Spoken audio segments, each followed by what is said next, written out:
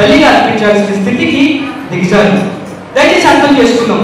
దేవుడు తన యొక్క మహాజ్ఞానం చేత సృష్టిని అంతటిని కూడా సృష్టించిన తర్వాత మనిషిని సృష్టించి మనిషికి ఒక పనిని అప్పగించాడు. అదేంటండి? ఏంటా పని? ఏదేను వనాన్ని సేద్యపరచమని. ఏదేను వనానికి కొన్ని నదులు ఆ వనాన్ని అంతటి కూడా తడుపుతుండేవి. అలా తడుపుతూ ఆ యొక్క వనమంతటిని కూడా చూసుకోమని, లేదా అందులో ఉన్నటువంటి జీవులందరినీ కూడా చూసుకోమని దేవుడు ఆదాముని నిర్మించాడు. అలా నిర్మించిన తర్వాత ఆదాము ఒక్కడు ఒంటరిగా ఉండడం మంచిది కాదని దేవుడు ఏం చేశాడు? అవ్వను కూడా సృష్టించాడు. ఇలా ఆదాము అవ్వ ఇద్దరు కలిసి చక్కగా సహవాసం చేస్తూ బంధాన్ని, బంధుత్వాన్ని లేదా వాళ్ళిద్దరి మధ్య ఉన్నటువంటి బంధాన్ని స్ట్రాంగ్గా ఉంచుకున్నప్పుడు దేవుడు ప్రతిరోజు అంటే చల్లపూట దేవుడు యొక్క క్షమించాడు. దేవుడే దిగి వచ్చి ఎవరి దగ్గర దిగి వచ్చేవాళ్ళు? ఆదాము అవ్వ దగ్గరికి దిగి వచ్చి చల్లపూట వేళ కొంత సమయాన్ని ఆదాము అవ్వతో గడిపేవాడు. ఇలా గడుపుతూ దేవునికి ఈ మనుషులకు చక్కటి బంధాన్ని ఉంటున్నప్పుడు ఏం జరిగిందో తెలుసా మీకు? సాతాను చూసి చూసి ఓర్వలేకపోయాడు. వాడికి మనశ్శాంతి లేదండి. మీకు విషయం తెలుసా? ఎప్పుడైతే ఆదాము అవ్వ దేవునితో కలిసి ప్రతిరోజు చక్కగా సమయాన్ని స్పెండ్ చేస్తున్నప్పుడు, చక్కగా సమయాన్ని ఖర్చు చేస్తూ ఉన్నప్పుడు సాతాను గారికి నిద్ర పట్టట్లే, ఆడికి ఏమాత్రం మనశ్శాంతి లేదండి. ఏం చేశాడో తెలుసా? ఆదాము అయితే పడడని చెప్పి ఎవరి దగ్గరికి వచ్చాడు? ఎవరి దగ్గరికి వచ్చాడు? ఎస్. ఎందుకో సాధారణంగా బైబిల్లో ఒక విషయం ఉందండి. ఏంటో తెలుసా? స్త్రీ బలహీనమైన ఘటం. ఆ రోజు ఆదాముకి దేవుడు చక్కగా పని అప్పగించాడు. ఏంటో పని? వనాన్ని సేద్యపరచు, వనాన్ని అందరినీ కూడా జాగ్రత్తగా చూసుకో అంటే ఆదాము చెప్పిన పని చెప్పినట్టుగా చేస్తూ ఉంటే స్త్రీగా అవ్వ ఏం చేయాలండి? భర్త కోసం ప్రయాసపడాలి. భర్త బయటికి వెళ్ళాడు, చక్కటి ఆహారం చదువుపరచాలి. ఇంతేనంటారా కాదంటారా? కానీ అవ్వ ఏం చేస్తుందండి? పెద్దనాలు చేస్తుంది. అంటే ఒక మాట చెప్పుకోవాలంటే చేయాల్సినటువంటి బాధ్యతలు విడిచిపెట్టి అవ్వ ఏం చేస్తున్నట్టు? సాతానికి అవకాశం ఇచ్చింది అని అంటే తను ఏ పని కూడా అక్కడ చేయట్లేదు అని అర్థం చేసుకున్నాం. ఆ రోజు భర్త తన ఉద్యోగ రీత్యా లేకపోతే ఏమంటారు, తన కర్తవ్యాన్ని నెరవేర్చడానికి, దేవుడు తనకి అప్పగించినటువంటి పనిని నెరవేర్చడానికి ఆదాము ఆ రోజు ఎక్కడికి వెళ్ళాడు? తన పనిలో నిమగ్నమై ఉన్నాడు. స్త్రీ ఖాళీగా ఉంది, ఏం చేయాలో తెలియక సర్పం కనిపించిందంట. సర్పం కనిపిస్తే తాతయ్యగా, అమ్మయ్య సర్పం సారు, బాగున్నావా, బాగా తింటున్నావా, ఇదేగా ముచ్చట్లు ఏముంటాయండి? ఏం వండుకున్నావు, ఎక్కడికి వెళ్ళొచ్చు, ఏ చెట్టు దగ్గరికి వెళ్ళొచ్చు, ఏ మనిషి దగ్గరికి వెళ్ళొచ్చు, ఎక్కడెక్కడ ఏవి ఊళ్ళు వెళ్ళొచ్చు, లేదా వాళ్ళు ఏం కొనుక్కున్నారు, ఇదే కదండి సాతాను పెట్టండి. ఆనాడు సాతాను సర్ప రూపంలో వచ్చి అవ్వమ్మ దగ్గరికి వచ్చి అంటుంది. ఏమంటుంది? ప్రశ్న ఏంటా ప్రశ్న? అయ్యో చెప్పండి, ఏమంది? సర్పము అవ్వమ్మ చూసి ఏమంది? బద్రి ఏమంది? అయ్యో ఇది నిజమా? ఏంటన్నది? Is that true? ఇది నిజమా? చాలా మంది ఆడవాళ్ళు అంటారు, ఇదిగో నీకు తెలుసా, ఇదే స్టార్ట్, ఇదిగో వాళ్ళు అర్థం చేసుకున్నాం. సాతాను పెట్టేటువంటి మొట్టమొదటి గిమిక్, మొట్టమొదటి సమస్య ఎక్కడుందండి? ఇక్కడే ఉంది. ఎక్కడుంది? ఇదిగో ఇది నిజమా? ఏది నిజమా? అయ్యయ్యో, దేవుడు అంత స్పష్టంగా చెప్పాడు కదండి. ఏం చెప్పాడు? ఇదిగో ఇది వనం, ఇది తోట, ఈ తోటలో నువ్వు ఏ వృక్ష ఫలమునైనా తిను, నిర్భయంగా తిను. There is no question at all, there is no restriction at all. ఏమన్నా ఉందంటారా? ఇలా చేయకు, ఈ మార్గం నుండి వెళ్ళకు, ఈ మార్గం అనుకోవచ్చు. అయ్యయ్యో ఏంటంటే ఎలా మాట్లాడుతున్నావు? దేవుడు అన్ని 100 మార్గాలు ఉన్నాయి, ఈ ఒక్క మార్గం, చిన్న మార్గం ఉండాలి మాట్లాడేది. దేవుడు అన్నాడండి, వనాలందరినీ కూడా ఎవరి కోసం ఉంచాడు? ఎవరి కోసం అండి? నా క్వశ్చన్స్ని ఆన్సర్ చేసే ప్రయత్నం చేయండి. మీరు వింటున్నట్టు ఎవరి కోసం దేవుడు ఆ వనాన్ని ఉంచాడు? ఆదాము అవ్వ కోసమే కదండి. అందులో ఉన్న ఫలాలను ఎవరు తినొచ్చు? వీళ్ళే కదండి. కానీ దేవుడు ఒకే ఒక కండిషన్ చెప్పాడు. ఏంటో కండిషన్? చెట్ల మధ్యలో ఉన్నటువంటి ఆ మంచి చెడులు తెలిపించేటువంటి వృక్ష ఫలం మాత్రం నువ్వు తినొద్దు. తినము నాకు నిశ్చయముగా చచ్చిపోతావు. You will die at the same time. ఎందుకు చచ్చిపోతావు? దేవుడు ఖచ్చితంగా చెప్పాడు, అది తింటే నీకు మంచి చెడు తెలివితేటలు నీకు వస్తాయ్యా, నువ్వు తినొద్దు అని దేవుడు అంత ఖచ్చితంగా చెప్తే సాతానుడు ఏమన్నాడు? ఇప్పుడు వచ్చి ఏమన్నాడు? ఇది నిజమా? అనగా దేవుడి యొక్క సేవకులు కానీ లేదా నీతో విశ్వాసం ఉన్న వాళ్ళు కానీ నీ కోసం ప్రార్థన చేసినప్పుడు నీ గురించి కొన్ని విషయాలు చెప్తారు. అమ్మా, నీ జీవితంలో ఇలా ఉండు, అలా ఉండు, నీ పట్ల దేవుడు కార్యాలు చేయబోతున్నాడు అని అంటే ఇక్కడ విన్న తర్వాత ఇంకొక సైతాన్ అడుగుతాడు, వచ్చేయమంటాడు, ఇదిగో ఇది తెలుసా, ఇది నిజమా అంటాడు. అక్కడితో నీ విశ్వాసం ఏమైతుందమ్మా? నీరు కాలిపోతుంది. ఆ రోజు ఆదాము తన పనిలో నిమగ్నమై ఉన్నప్పుడు అవ్వమ్మ దగ్గరికి సర్పం వచ్చి అంటుంది, ఇది నిజమా? వెంటనే చెప్తుంది అవ్వమ్మ. ఒకవేళ ఆ రోజు అవ్వమ్మ ఏమని చెప్పండి ఒకసారి. తెలివైన స్త్రీలు ఇక్కడ చాలా మంది ఉన్నారు. ఒక ప్రశ్న మీకు వేస్తున్నాను. ఆదాం ప్లేస్లో అవ్వ ప్లేస్లో మీరు ఉంటే సర్పము అనగా దేవుడు మీకు ముందే చెప్పాడు, ఏమని చెప్పాడు? అది తినొద్దు అని. మీరు తెలివైన వాళ్ళు కాబట్టి మీ దగ్గరికి సాతాను వచ్చి అనగా సర్పం వచ్చి అమ్మా ఇది నిజమా అని అడిగినప్పుడు నువ్వేం చెప్పాలి? నువ్వైతే ఏం చెప్తావు? శ్రావణి చెప్తుంది. ఏమో నువ్వైతే ఏం చెప్తావు? ఏం చెప్తావు? కాస్త ఆలోచించేయండి. ఏమంటారు? పని పాట లేదా నీకు? దేవుడే స్వయంగా చెప్పాడు. ఏం చెప్పాడు? తింటే చచ్చిపోతావు అని చెప్పాడు. నీకు వేరే పని ఉంటే పో, పని చూసుకో. నాకేంటి ఎక్స్ప్లెనేషన్ అక్కర్లేదు. No more explanations. నాకేంటి విధమైనటువంటి ఎక్స్ప్లెనేషన్ నాకు అవసరం లేదు, పని చూసుకోపో అంటే అంటే వేరేలా ఉండేది. కానీ అమ్మమ్మ గారు ఏం చెప్తున్నారు? నువ్వు తింటే చచ్చిపోతావు అని చెప్పాడు. ఇది తింటే కనుక ఈ ఫలాలన్నీ తినమన్నాడు, కానీ ఆ మధ్యలో ఉన్నటువంటి ఆ వృక్ష ఫలాన్ని మాత్రం తినొద్దని చెప్పాడు. ఒకవేళ తింటే చచ్చిపోతావు అని చెప్పాడు. అని అంటే సాతాను గారు ఏమైనా తక్కువ అండి? వాడేం చెప్పాడు? పోసి కూర్చోన్నారా, తింటే మీరు దేవదూతలు అయిపోతారు, తింటే మీరు అన్ని తెలిసిపోతాయి మీకు. కాబట్టి దేవుడు అందుకే ఆయనకంటే మీరు ఎంత గొప్పలు అయిపోతారని చెప్పి ఏం చెప్పాడండి? తినొద్దని చెప్పాడు. విన్నారా? ఎలాంటి క్వశ్చన్స్ చెప్పాడు మీరు? ఇవన్నీ సాతాను పెట్టే ప్రయత్నాలమ్మా. జ్ఞానం కలిగి ఆలోచన చేయండి. నీ కుటుంబం అభివృద్ధి చెందుతూ ఉన్నప్పుడు, నువ్వు అంచెలంచెలుగా దేవుడు నిన్ను ఆశీర్వదిస్తూ ఉన్నప్పుడు సాతాను నీ పైన కుట్ర పడుతూ ఉంటాడు. నువ్వు చేసే ప్రయత్నాన్ని వెనక్కి లాగుతూ ఉంటాడు. ఏమని దేవుడు నీకు చెప్పాడు, నువ్వు పాస్ అవుతావు, చక్కగా చదువు. అమ్మ నీకు మంచి సంబంధం వస్తుంది, నువ్వు ప్రార్థన చేయి. నువ్వు గర్భవతి అవుతావు, చక్కగా డైట్ ప్లాన్ చేసుకుని దేవుడి మాట విను, ప్రార్థన చేయి. నీకున్నటువంటి కుటుంబ సమస్యలన్నీ తీరిపోతాయి, నువ్వు ప్రార్థన చేయంటే ఈ లోపల సాతానుడు వస్తాడు. మీ ఆయన ఏంటండి రెండో కనెక్షన్ పెట్టాడు. మీ ఆయన బాగా తాగుతున్నాడు, రోడ్డు మీద అమ్మాయి తాగి ఉండడు, ఏదో అరుచుకోలేక ఆపుకోలేక ఏదో కొంచెం తాగుంటాడు. ఈ లోపల ఇంటికి వచ్చినప్పుడు కిందాలి. ఇదేనా ఈరోజు మనకు ఉన్నటువంటి సమస్యలు? జస్ట్ అర్థం చేసుకున్నాం. సాతాను పెట్టేటువంటి తుచ్చమైనటువంటి కలహాలకు మొట్టమొదటి కారణం ఇదే. ఈరోజు ఈ వాక్యం వింటున్న వారు మనలో మనం ఒకసారి ఆలోచన చేసుకుందాం. ఒకవేళ సాతాను దేవుడి యొక్క ప్రణాళిక నీ మీద దిండిగా ఆశీర్వాదాలతో ఉన్నప్పుడు సాతాను ఒకవేళ నేను కలిపిని పెట్టి కుటుంబంలో శాంతి సమాధానం లేకుండా నేను ఇబ్బందులు కూడా చేసే ప్రయత్నం చేస్తున్నట్లయితే ఆలోచన కలిగి ఉందాం. దేవుడు నిన్ను అటువంటి సాతాను చిక్కులు గుండా మనం తప్పించుకునే ప్రయత్నాన్ని మనందరం చేయాల్సిందిగా ప్రేమతో తెలియజేస్తూ ఉన్నాను. ఆ రోజు అవ్వమ్మ సాతానికి అవకాశం ఇచ్చింది కాబట్టి ఏం చేసిందండి? కొన్ని ఫలాలు తిందంటండి. కొన్నిటిని చూడండి, అయ్యగారు వచ్చారు, మీరు అందరూ అన్నా చెప్పండి, ఒకసారి చెప్పండి. మంచి ఇంకా వాక్యం విందాం.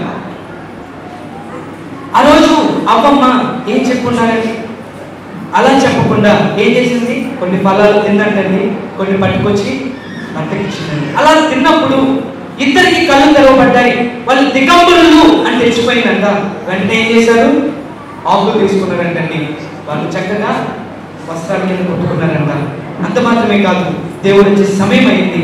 అలా దేవుడు వచ్చే సమయానికి వారు ఎక్కడున్నారంట? దేవుని యొక్క మొట్టమొదటి ప్రశ్న అదేంటి? అదామా ఎక్కడ? Where are you Adam? Where are you?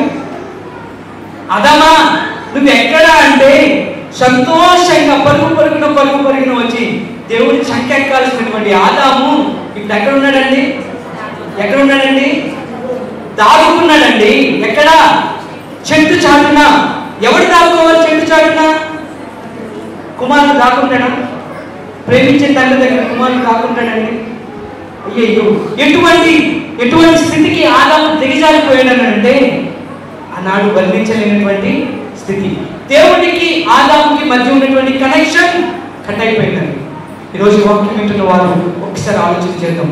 నువ్వు సంఘానికి, సంఘ విశ్వాసానికి, విశ్వాసులకు, సంఘ కాపరికి నువ్వు దూరం అయిపోతున్నావు అని అంటే దానికి కారణం ఏంటో తెలుసా? నీలో వచ్చినటువంటి బుద్ధి వల్ల, నీలో వచ్చినటువంటి ఆ లోబడిన తత్వం వల్ల మాత్రమే నువ్వు దూరంగా ఉంటున్నావు. సంఘ విశ్వాసానికి కావచ్చు, దేవునికి కావచ్చు. ఈరోజు చాలా మంది రక్షింపబడినటువంటి కొత్తలో దేవుడిని విడిచిపెట్టకుండా ప్రతి క్షణం దేవుడు అంటూ యాక్టివ్గా ప్రతి కార్యక్రమంలో పాల్పంచుకుంటారు. క్రమేపీ రోజులు గడుస్తున్న కొద్దీ ఎందుకని ప్రార్థన అంటే దూరంగా ఉంటాం? ఎందుకని వాక్యం అంటే దూరంగా ఉంటాం? ఎందుకని నీలో ఉన్నటువంటి ఆ అలక్ష్య బుద్ధి? కారణం ఏంటో తెలుసా? దేవునికి నీకు మధ్య ఉన్నటువంటి కనెక్షన్ కట్ అయిపోయింది. మీకు విషయం తెలుసా? మీరు అందరూ చెప్పండి, కరెంట్ లేకుండా ఐరన్ బాక్స్ హీట్ అవుతుంది అన్న వాళ్ళు చెప్పలు పడతారా? కరెంట్ లేకుండా ఫ్యాన్ తిరుగుతుంది, అవునా కాదు? కరెంట్ లేకుండా మైక్ పనిచేస్తుంది, అవునా కాదు? అయ్యో చెప్పండి, పనిచేస్తుందా పనిచేయదా? అర్థం చేసుకోండి. నీకు నాకు దేవునికి మధ్య కనెక్షన్ లేకపోతే మన విశ్వాసంలో ముందుకు వెళ్ళలేం. నీకు దేవునికి మధ్య కనెక్షన్ లేకపోతే దేవుని యొక్క మందిరంలో నేను రాలేవు.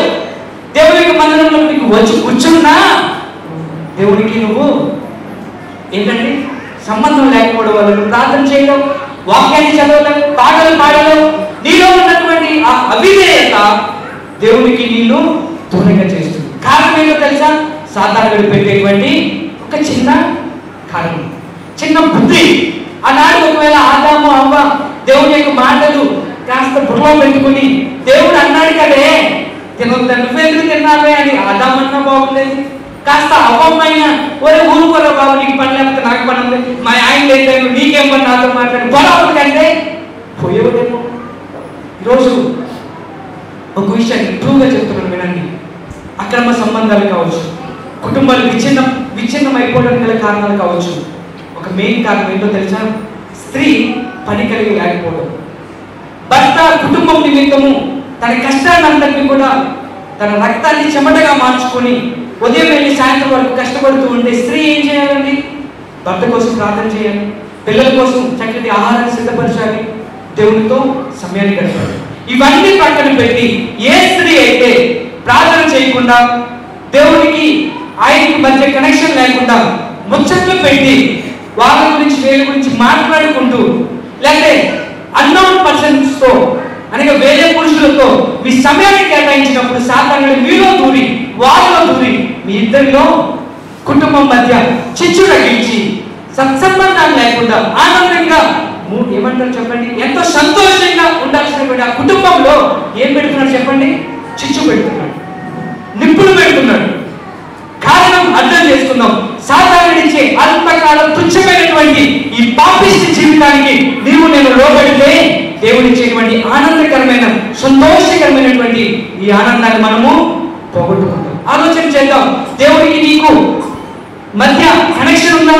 ఈరోజు నా ప్రశ్న, దేవుడికి నీవు ప్రార్థన చేసి ఎంతకాలమైంది?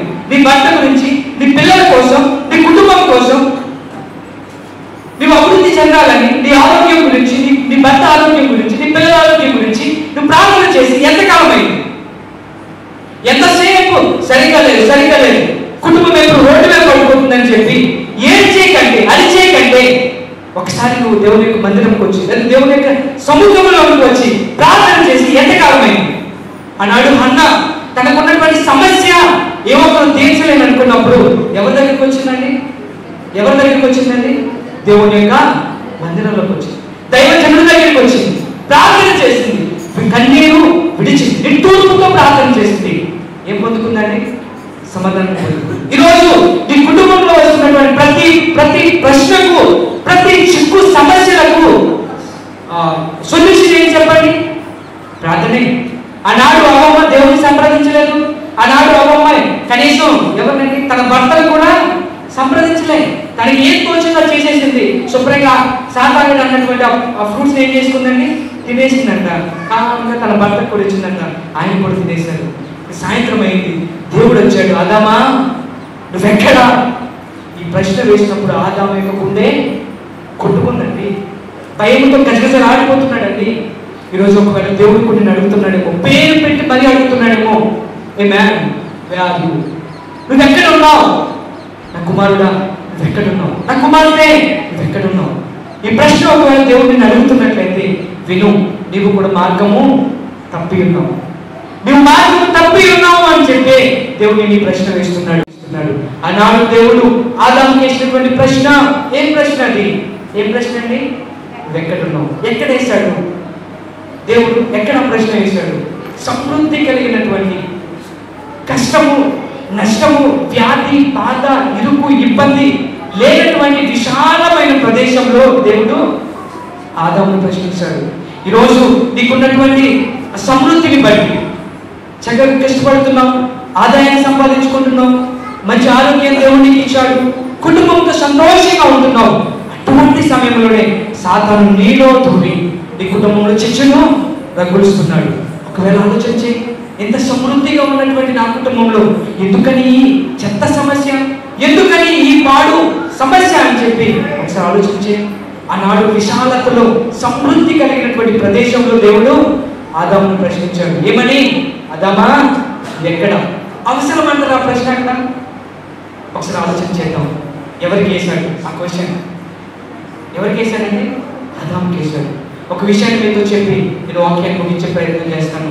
ఆ రోజు ఆదాము కనుక ఆ ప్రశ్న విని దేవుడు ఎప్పుడైతే ఆ ప్రశ్న, ఒక విషయం మీకు చెప్తాను, దేవుడు ఎందుకని ఆ ప్రశ్న వేశాడు అని దేవుడికైనా పొరలేదా?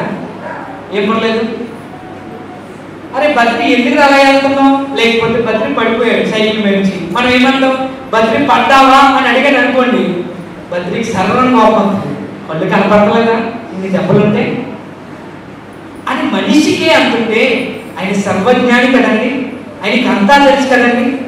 ఏదైనా వనంలో సాతాను రావడం, అవ్వమ్మతో మాట్లాడడం, అవ్వమ్మ ఫ్రూట్స్ కోసుకోవడం, అవ్వమ్మ తినడము, అదే సమయంలో ఆదాము తినడము, ఆదాము దిగంబరిగా ఉన్నాడని వస్త్రాలు కుట్టుకోవడము, ఆదాము దేవుడు వచ్చే సమయానికి చెట్లు పదపట్టున దాక్కోవడం, ఇవన్నీ దేవుడికి తెలియదు అంటారా? ఏమండి తెలుసంటారా తెలియదంటారా? కానీ వినండి, మన దేవుడు ప్రేమ కలిగిన వాడు.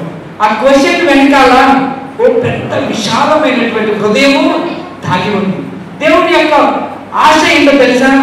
ఆదామా ఎందుకు తప్పు చేసావని అంటే, ఆదాము ఎక్కడ చేసిన తప్పును ఒప్పుకుంటాడో ఆదాము క్షమించి మరలా తన స్థానాన్ని ఆయనకి ఇద్దాము అని చెప్పి ప్రేమ కలిగిన దేవుడు ఆదామును పిలిచి, ఆదామా నువ్వెక్కడ అంటే, ఆదాము ఆ జ్ఞానాన్ని పక్కన పెట్టి ఏమని చెప్తున్నాడండి?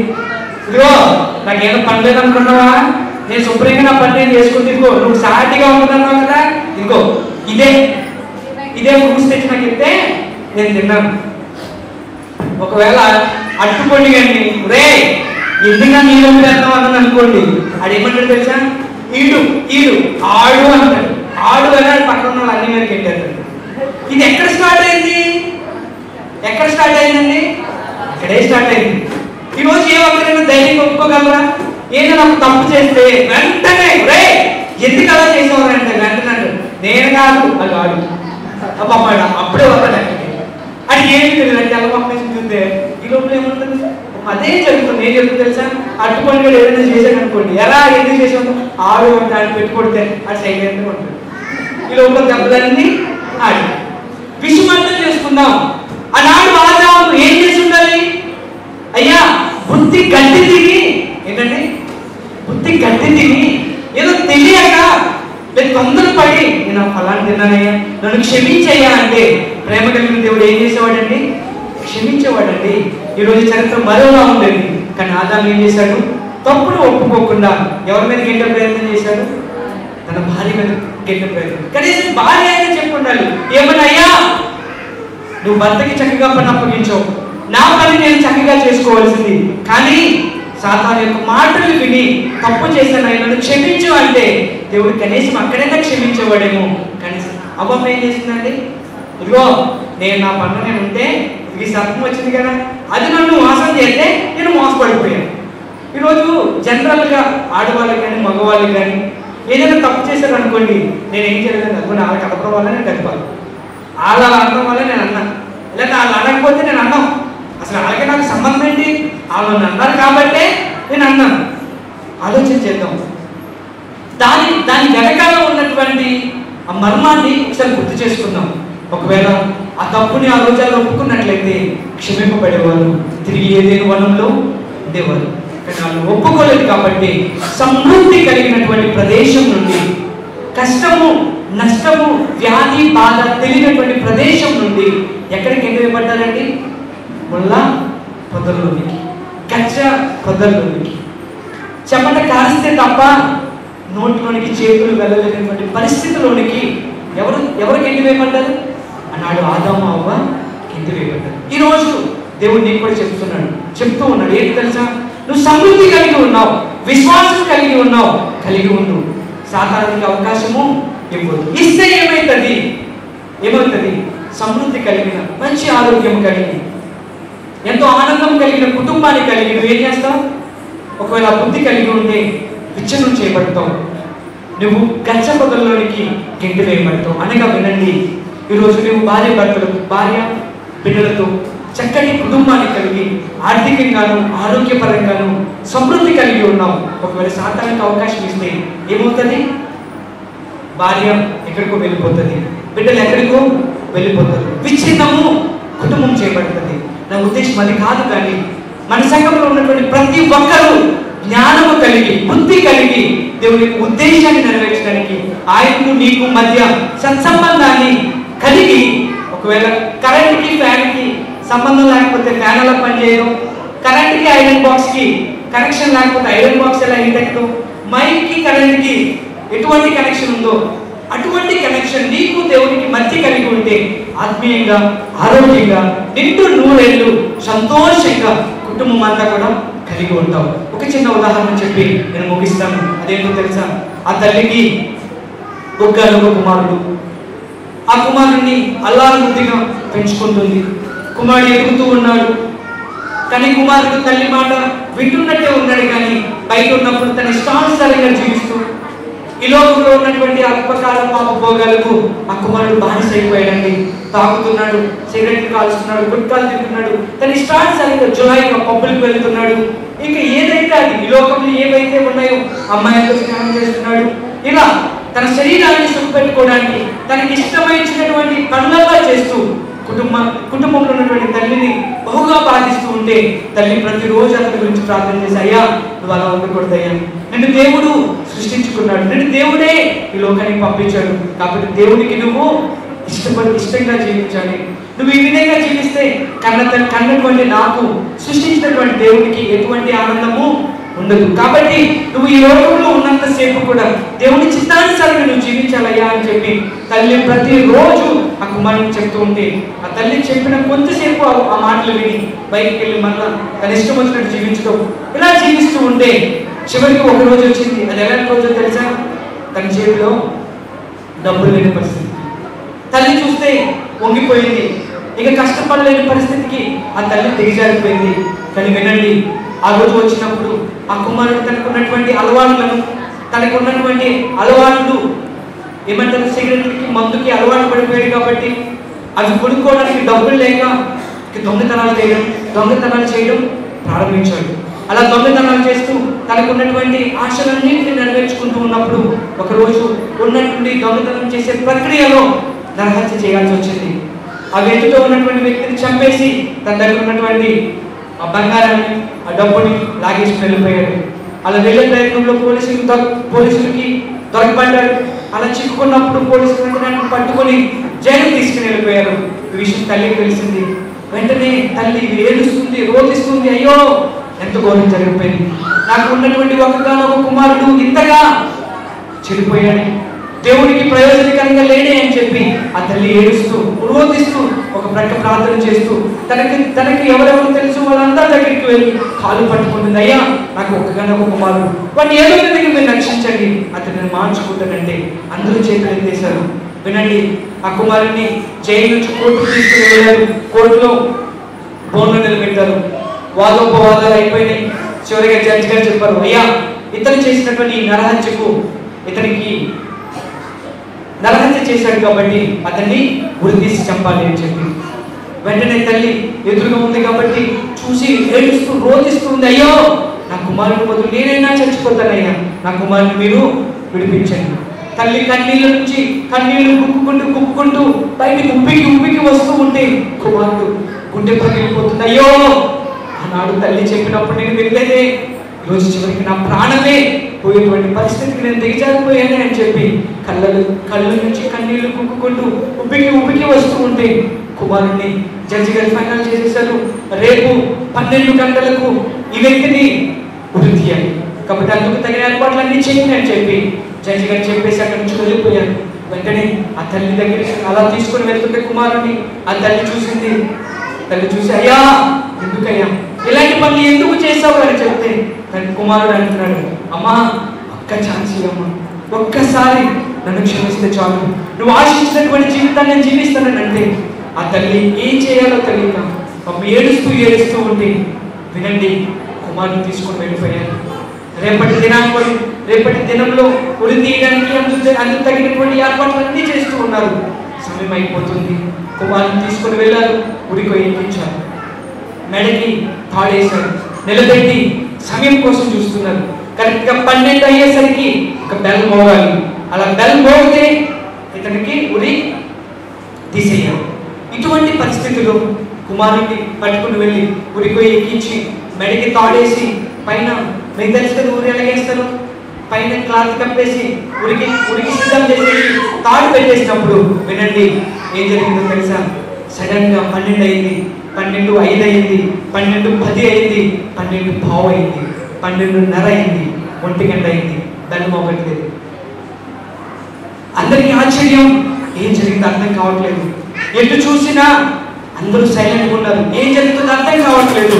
ఉన్నట్టు ఉంది, ఎందుకని ఈ బెల్ మోగట్లేదు అని చెప్పి కొంతమంది పోలీసులు ఆ బెల్ మోగట్లేదు అని చెప్పి ఆ వ్యక్తి దగ్గరికి వెళ్తే ఆ వ్యక్తి అంటున్నాడు, అయ్యా నేను 12:01 నిమిషం నుంచి నేను బెల్ కొడుతూనే ఉన్నా, నా శక్తి అంతటిని ఉపయోగించి బెల్ గట్టిగా లాగుతున్నా, బెల్ మాత్రం మోగట్లేదు, ఏం జరిగిందో తెలియట్లేదయ్యా అంటే గబగబా ప్రజలందరూ అలా చూస్తూ ఉండగా పోలీసులు ఆ చుట్టూ ఉన్నటువంటి ఏమంటారు లాయర్స్ వాళ్ళందరూ ఆ బెల్ దగ్గరికి వెళ్ళినప్పుడు చూస్తూ ఉంటే పై నుంచి రక్తం పడుతూ ఉందండి.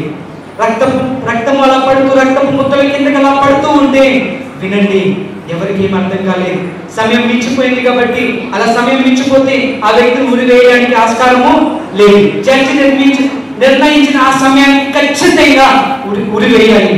ఆ టైం కనుక క్రాస్ అయితే, ఆ టైం కనుక మించిపోతే ఆ వ్యక్తిని చంపే అధికారం మరి ఎవరికి కూడా లేదు. అది లా ప్రకారంగా అది ఒక చట్టం అనమాట. అలా జరిగినప్పుడు వినండి ఏం జరిగిందో తెలుసా? ఆ తల్లి తన కుమారుడు పడినటువంటి ఆ పశ్చాత్తాపాన్ని చూసి ఆ తల్లి ఆ బెల్ దగ్గరికి వెళ్ళిపోయి, బెల్లకి ఒక కొన ఉంటుంది తెలుసా మీకు, ఆ కొనను గట్టిగా పట్టుకుంది. కరెక్ట్గా 12 అయ్యే సమయానికి గట్టిగా పట్టుకుని దాన్ని గట్టిగా పట్టుకుని ఉంటే ఎప్పుడైతే కింద నుంచి ఆ వ్యక్తి బలంగా టన్మని కొడుతున్నాడో అలా కొట్టినప్పుడు మధ్యలో ఈమె ఉండిపోవడం వల్ల గట్టిగా కొడుతుంటే ఆ రక్తము చిదిరి ఆ మాంసం అంతా కూడా ముద్దగా పడి కిందకి అలా పడే ప్రయత్నం చేస్తున్నప్పుడు వినండి ఆ తల్లి యొక్క త్యాగము ఆనాడు యొక్క కుమారుని రక్షించగలిగింది. ఆ తల్లి యొక్క ప్రాణము ఆ కుమారునికి ఏమొచ్చిందండి? విమోచన వచ్చింది. ఈరోజు ఒక సత్యాన్ని గ్రహించాం. ఒకసారి అందరూ ఇలా చూడండి. జోయల్ వచ్చాడు మన మధ్యలోనికి, ఒకసారి ఇలా చూడండి. ఆ తల్లి యొక్క త్యాగము వల్ల ఎవరు రక్షింపబడ్డాడు? కుమారుడు రక్షింపబడ్డాడు. ఈరోజు మనందరము కూడా ఇటువంటి రీతిలో ఇంత ఆనందంగా దేవుని తండ్రి అని పిలుచుకుంటున్నామంటే దానికి కారణం ఏంటో తెలుసా?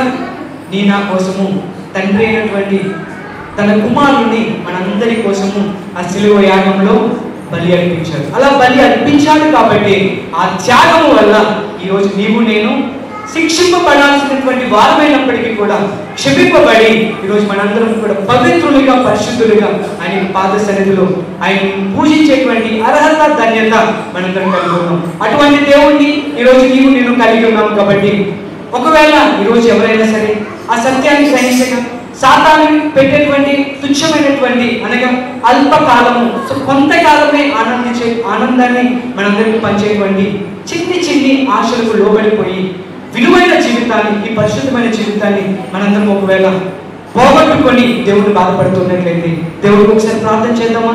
ఒక్కసారి మనం పరీక్షించుకొని ఆయన సన్నిధిలో తండ్రి క్షమించు, ఎంతకాలము సాతాను ఇచ్చేటువంటి చిన్న ఏమంటారు బహుమతుల కోసం లొంగిపోయి దేవుడిగా నిన్ను విడిచిపెట్టి నీకు మాకు ఉన్నటువంటి కనెక్షన్ కట్ అయిపోయేటువంటి స్థితికి మేము దిగజారిపోయి ఉన్నాయని అని చెప్పి క్షమాపణతో ఈరోజు నాతో కలిసి ప్రార్థనలో ప్రయత్నం చేస్తే దయచేసి నాతో కలిసి ప్రార్థనలో ఏకీభవించండి. ప్రార్థన చేద్దాం. మోకరించగలిగిన వాళ్ళు మోకరించండి. నాతో కలిసి ఈరోజు ప్రార్థన చేద్దాం. ప్రభువా, ఓ చక్కటి శ్రేష్టమైన వర్తమానాన్ని ఈరోజు మీరు మాకు అందించారు. ఆనాడు ఆదాము అవ్వ నీ మాట వినకుండా నువ్వు చెప్పినటువంటి మాటను లక్ష్యము చేయకుండా అలక్ష్యము చేసి త్రోసిపెట్టి నీకు దూరం అయిపోయాను తండ్రి. నీకు వారికి మధ్య ఉన్నటువంటి కనెక్షన్ తెగిపోయి చివరికి దారుకునే పరిస్థితికి వారు దిగజారిపోయారు నాయన.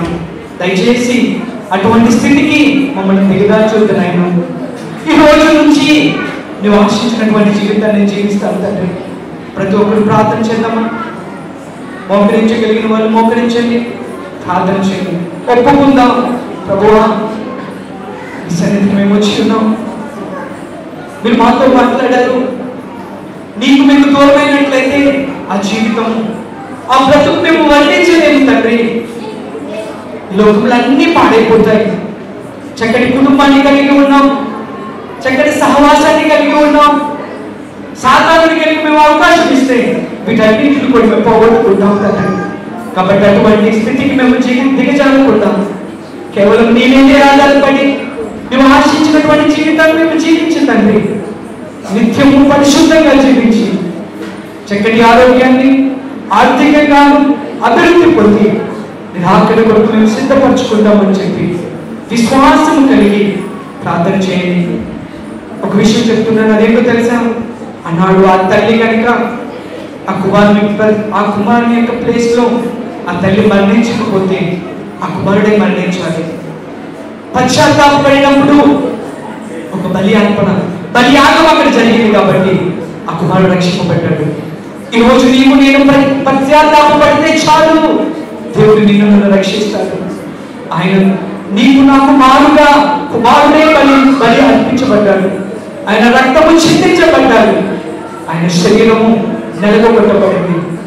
ఈనాడు నీకు నాకు విమోచనం వచ్చింది కాబట్టి అటువంటి విమోచనను, ఈ ఆధిక్యతను, శ్రేష్టమైనటువంటి జీవితాన్ని సాతాను చేతిలో పెట్టి పాడు చేసుకొని నిత్యం ఏడుస్తూ దుఃఖము సంతోషము లేకుండా ఎన్నాళ్ళు ఇక జీవిస్తాం. ఇక చాలు, ఈ రోజు నుంచి నూతనమైన జీవితాన్ని ప్రారంభిస్తాను అని ఆశపడినట్లయితే నాతో కలిసి ప్రార్థన ఏకీభవించాల్సిందిగా మనం చేస్తున్నాను. ప్రార్థన చేద్దాం. పరిశుద్ధుడా, ప్రేమ కలిగిన తండ్రి, నువ్వు అందించినటువంటి శ్రేష్టమైన వర్తమానాన్ని బట్టి నీకు వందనాలు తండ్రి.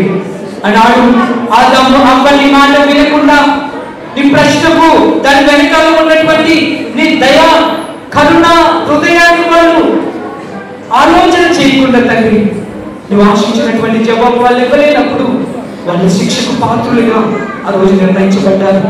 ఆ శిక్షకు గల కారణం ఏంటో వాళ్ళు ఆలోచించలేదు తండ్రి.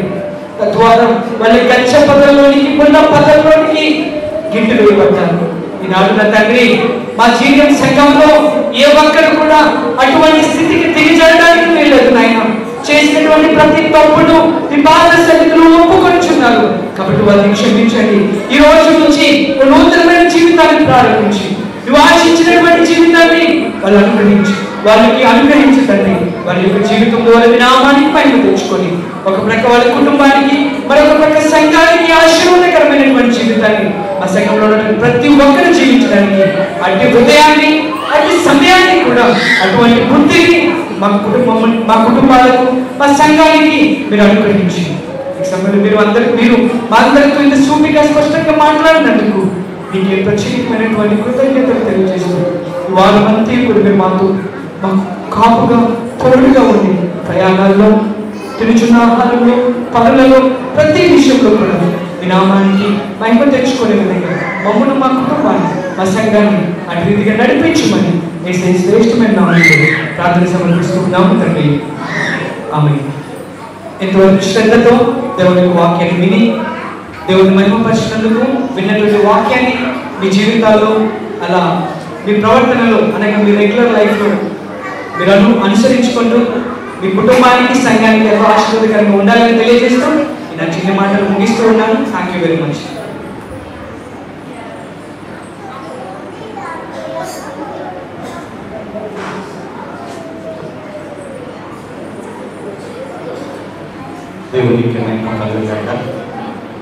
వరిగేడు గ్రామాన్ని దీవించండి. గ్రామంలో ఉన్న ప్రభా ఈ యొక్క జీడియం సంఘాన్ని అందరినీ ప్రభా అందరినీ ప్రతి ఒక్క కుటుంబాన్ని అంతటినీ ప్రభా మీరు పేరు పేరు చెప్పిన దీవించి ఆశీర్వదించిన అడుగుతున్నాం. ప్రభా స్తోత్రాలు చెల్లిస్తున్నాం తండ్రి. యవనస్తులనేమి, ఎవరు అంటారనేమి ప్రభా, ఎవరైతే ఈ యొక్క సన్నిధానంలో వాడబడుతున్నారో ప్రభా, ఇంకా వాడాలనుకుంటున్నారో ప్రభా, నీ బిడ్డ నీ యొక్క చిత్తమైనది కనుక ప్రభా ప్రతి ఒక్కరిని వాడుకోనండి. ప్రతి ఒక్కరిని ప్రభా మీరే సృష్టించి నాయన వారికి ఈ ఉపదేశమును ఏ విధంగా అయితే ఈ యొక్క బిడ్డ ప్రకాశం ఏ విధంగా అయితే చెప్పినారో ఆ వాక్యాన్ని విని గ్రహించి మా జీవితాల్లో మేము నేర్చుకోవడానికి తగిన సహాయం దయచేయమని అడుగుతున్నాను తండ్రి. అలాగే ఈ యొక్క దాసులు ప్రభా బాబుగారు విజయ్ కుమార్ గారిని బట్టి వందనాలు స్తోత్రాలు చెల్లిస్తున్నాం ప్రభా తండ్రి. ఆ నేర్చుకుని నేను సరే మరి ఇక్కడ నిలబెట్టుకొని వారిని మరి కాపాడుతున్న రైతుని బట్టి స్తోత్రాలు చెల్లిస్తున్నాం. నేను ఆపరేషన్ విషయంలో మీరు సహాయం చేశారు. నేను మళ్ళా సన్నిధానంలోకి తీసుకొచ్చి ప్రభా ఈ యొక్క సంఘం మీద ఈ యొక్క ఆలయంలో ఉండడానికి ఇచ్చిన మరి గొప్ప భాగ్యాన్ని బట్టి స్తోత్రాలు చెల్లిస్తున్నాం. మరి ఆరోగ్య విషయంలో మీరు సహాయం దయచేయండి. సంపూర్తిగా కోలుకోవడానికి మీరు సహాయం దయచేయమని ఒక్కసారి ప్రభా మా అందరినీ ఒకసారి జ్ఞాపకం చేసుకోమని మా ఎడ్ల మీరు చూపుతున్న ప్రేమను బట్టి వందనాలు స్తోత్రాలు చెల్లించుకుంటూ ఆయన ఇదిగో మీరే మహిమ ఘనత ప్రభావాలు ఆరోపించుకోమని యేసయ్య పరిశుద్ధ నామాన్ని బట్టి అడిగి వేడుకుని ప్రార్థిస్తున్నాం తండ్రి. ప్రార్థించబడిన ప్రతి అంశములకు ఇదిగో దేవుని వాక్యములను దేవుని బిడ్డలకు కుటుంబాలకు సంఘములకు చేసిన ప్రతి ఒక్కరికి మరి ముఖ్యంగా బిడ్డలు ప్రేమించి సంఘాన్ని ప్రేమించి ఇదిగో చక్కటి ఆహారాన్ని దేవా అందిస్తున్నటువంటి కుటుంబానికి, ఏర్పాటు చేసిన కుటుంబానికి, వారి బిడ్డలకు ఆయా రీతిగా ప్రత్యక్షముగా పరోక్షముగా ఈ కార్యక్రమాల్లో పాల్పంచుకొని దీని కొరకు ప్రార్థిస్తున్న ప్రతి ఒక్కరికి, అలాగే సాయంకాలం జరగబోతున్న ప్రార్థన కూడికను ఇప్పుడు ప్రభుత్వ పర్యంత వరకు సదాకాలము ఆయన సన్నిధి, ఆయన కాపుదలైన భద్రత, నెమ్మది, సమాధానము, సంతోషము మనందరికీ తోడై నడిపించునుగాక. దేవుడు మిమ్మల్ని దీవించునుగాక. ఆయన కృపల వంటల చేయునుగాక. అందరికీ